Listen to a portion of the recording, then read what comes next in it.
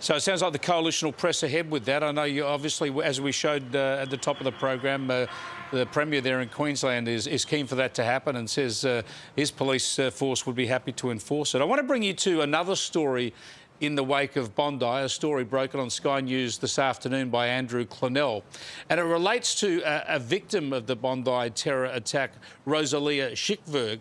And she was treated in a Western Sydney hospital, in the Liverpool hospital. They changed her name on her records and on her medication and all the rest of it to an Anglo name, Karen Jones. They changed her name to without her permission.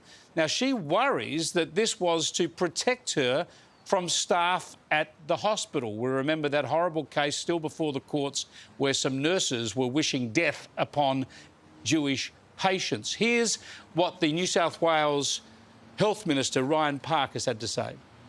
The reason why is because we were obviously at that time dealing with a heightened security threat in and around Sydney, and there was a decision made at a local level that we would try and do that in order to protect her. It wasn't, I want to be clear about this, it wasn't about protecting her from staff or staff from different ethnic backgrounds. That's not the case. This was a decision made locally. Could it have been handled better through better discussion and dialogue with Rosalia and Greg? Of course it could have. Yeah, Rosalie Schickberg became Karen Jones. Do you buy the minister's argument here, or do we need to know more about this? Well, look, I certainly think there needs to be further investigations as to why this happened in the first instance, why they simply, New South Wales Health, made this decision on its own bat without even consulting the patient in the first instance. You know, a simple question, look, given the security circumstances, given that what's happened in Bondi, you know, would you like to go under an alias?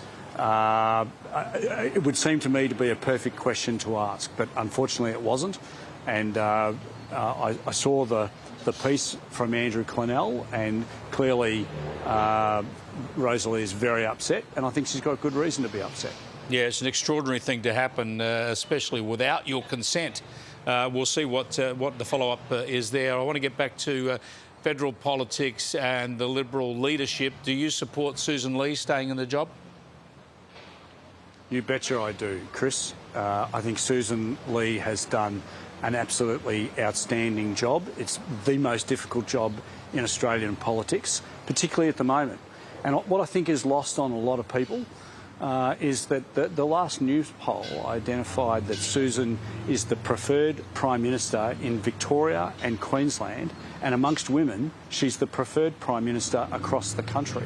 Let me just jump in there because a lot of people have led the opposition in the past, but none of them have delivered a lower primary vote in the opinion polls. Surely that's an indictment on her?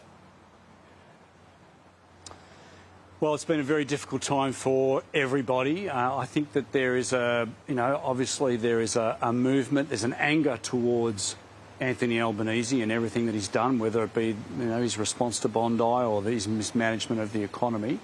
And, I think that there's actually a lurch in Australia to the right. Look, there's a lot of heat and colour and movement about One Nation at the moment, but ultimately, people know that One Nation is a protest party. They are not a party of government, never have been, never will be. Well, they only hold one seat in the House of Representatives, and that's because Barnaby defected from the Nationals. Yeah, but if there's a lurch to the right, then you'd think the coalition parties, the Liberal and the Nationals, would be able to actually grab some of that lurch. But it is all going to One Nation. Look, before we get back to Parliament, before there can be a spill, none has been declared yet. Susan Lee probably needs to announce her new shadow cabinet, filling up those spaces from the three Nationals whose resignations she accepted. Should she bring Jacinta Nampijinpa-Price and Andrew Hastie back onto back into the shadow cabinet? Well, ultimately, that's a matter for Susan. Yes, but do you think she should? My views about.